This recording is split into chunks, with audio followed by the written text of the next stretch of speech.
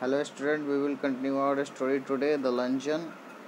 Last day, yesterday you saw that the lady was telling that you should get up from meal when you feel that you can eat something, but you should not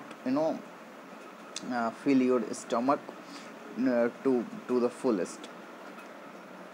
So writer is actually has been frustrated so bad with the behavior of lady.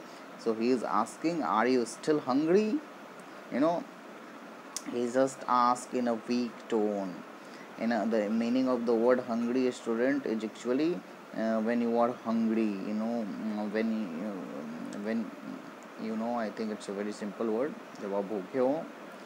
Oh no, I am not hungry. You see, I don't eat luncheon. Now the lady is again giving some contradictory opinions about herself. Regarding to her behavior in eating. She is saying here that you know I don't eat lunch, and actually she is telling that she does not take lunch. I have a cup of coffee in the morning and then dinner, but I never eat more than one thing for lunch. And I know she is saying that she takes a cup of coffee in the morning and then have dinner in the afternoon, but she never eat more than one thing in the lunch. I was speaking for you. Now she is telling to the narrator that it's actually I am telling about you, that you actually do take a lot of things, and all these things I have actually told for you, not for myself. Narrator is giving her very some humorous reply. He is saying that, oh, I see. Then a terrible thing happened. While we were waiting for the coffee, the head waiter, with a pleasant smile on his false face, came up to us bearing a large basket full of huge peaches. Actually, student, false face here means to say that बनावटी चेहरा लेके a very terrible thing actually happened when they were waiting for the coffee.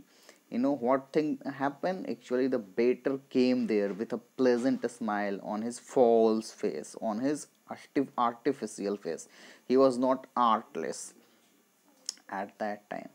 Came up us wearing a large basket, and with what he actually came?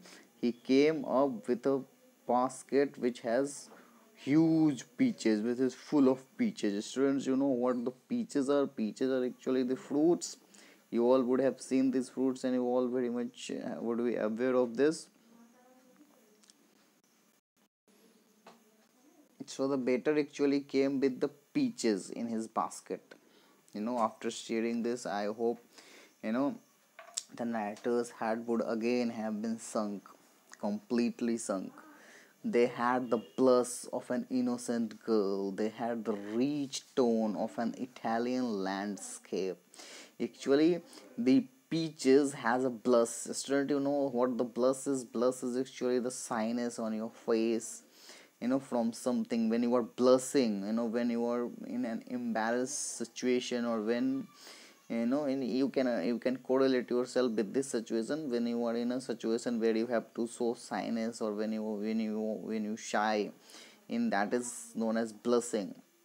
So the all the bleaches, the beauty, the actually the facial expression of the peaches has been here compared with the blush of an innocent girl. You all know, student, that how innocent girls sometimes blushes in embarrassing situations.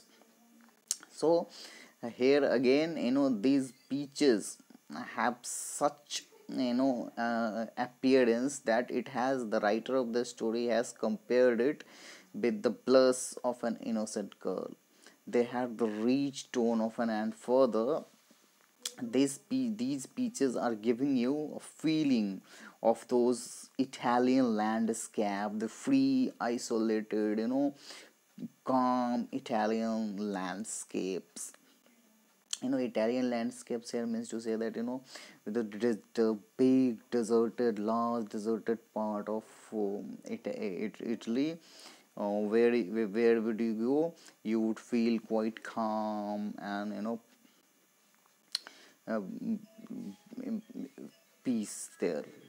But surely peaches were not in season then. But writer is thinking that this is not the season for peaches. So how they have brought the peach? God knew what they cost, and he's just wondering that how much one peach would cost. I knew too. A little later, for my guest, going on with her conversation, absent-mindedly took one, and now actually this lady was just talking. She was busy in the conversation with the writer, but just in during the conversation, she took one peaches from the basket of the waiter, absent-mindedly, without focusing on the peaches. They were just busy in conversation, and she just took one of the peach from the basket of the waiter. Student, you might feel that you might be forgotten that what the peach is. So this is actually the peach. Concentrate here. These are the peaches, and after picking the peach from the basket, the lady is telling that, you see, the lady is actually telling to the narrator that you have filled your stomach a lot, that you cannot even enjoy a peach. You have eaten so much that you cannot eat anything now, but I have just eaten the snack, so I can enjoy the peach also. That's what the woman is saying. Look at it. See, it's so you just think what kind of woman is it. See, the bill came finally, and when I paid it, I found that I had only enough for quite inadequate tip. Her eyes rested for an instant on the 3 francs I left for the waiter, and I knew she thought me mean. Actually, the big thing here is that a student, the writer was able to pay the full fee. He had the money that he paid the full bill, but he left only with 3 francs to give as a tip to the waiter. And this lady thought that this lady would have thought about the narrator that he is a mean person when she saw the writer has only actually 3 francs left. But when I walked out of the restaurant, I had the whole month before me and not a penny in my pocket.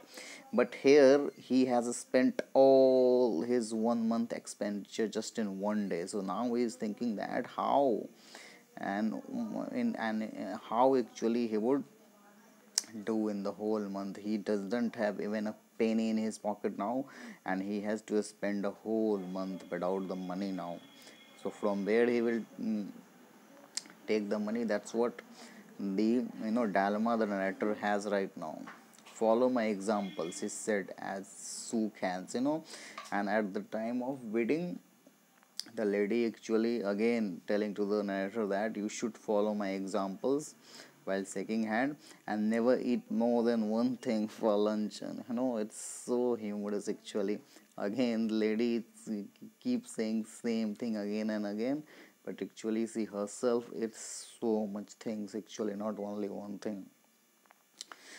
So the narrator is replying her, I will do better than that, I answered. I will nothing for tonight. I will eat nothing for dinner tonight. Actually, the writer is saying here that